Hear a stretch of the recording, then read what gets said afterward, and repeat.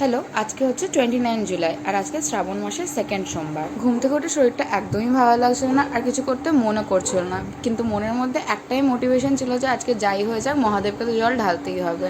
তো মনের মধ্যে ওই মোটিভেশন নিয়েই চলো উঠে পড়লাম বিছানা থেকে আর আজকের ব্লগটা তোমাদের সাথে স্টার্ট করছি। তো দেখতেই পাচ্ছ আমি এখানে স্নান সেরে চলে এসেছি। আচ্ছা, আমি তো স্কিন কেয়ার বলতে খালি টোনার আর ময়শ্চারাইজারটাই বুঝি, এটাই আমি ডেইলি বেসিসে অ্যাপ্লাই করি। তোমরা যারা যারা প্রপার স্কিন কেয়ার করো আমাকে প্লিজ একটু কমেন্টসে জানিও। তো ব্যাস, তোমাদের সাথে কথা বলতে বলতে আমিও রেডি হয়ে গেলাম। তোমরা যেহেতু অনেকেরাই আমাকে জিজ্ঞেস করো আমাদের বাড়িতে কী কী ঠাকুর আছে, তো এই নাও তোমরা নিজেই দেখে নাও। আমাদের বাড়িতে এতগুলো ঠাকুর আছে। আমাদের ঠাকুর ঘরটা বেসিক্যালি একটা আলাদা রুম আর এটা খুব বড়। আমার ঘরের পুজো সারা হয়ে গেছে, এবার আমি যাবো আমাদের পাড়ার মন্দিরে পুজো দিতে।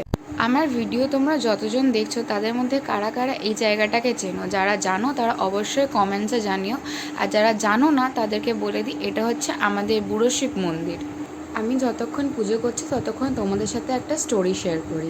এই শিব মন্দিরটা আসলে একটা শিব মন্দির ছিলই না, এটা ছিল আসলে একটা বট গাছ।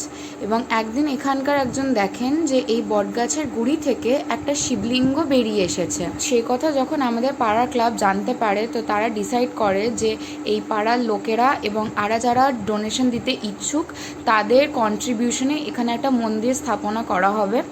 মন্দির মানে এই বটগাছটাকেই রাখা হবে, তার চারপাশ দিয়ে একটা বাউন্ডারি মতো করা হবে মার্বেল স্ল্যাব দিয়ে, বেশ মানে যেন লোকেরা এসে এখানে বসে পুজো করতে পারে, ধ্যান করতে পারে, সেরকম একটা ব্যবস্থা করা হবে।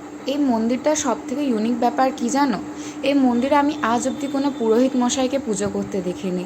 এখানে যে ভক্তরা আসে তারা নিজের মতো করে নিজের সময় নিয়ে পুজো করে। আর সত্যি বলতে গেলে এই মন্দিরটা না খুবই জাগ্রত।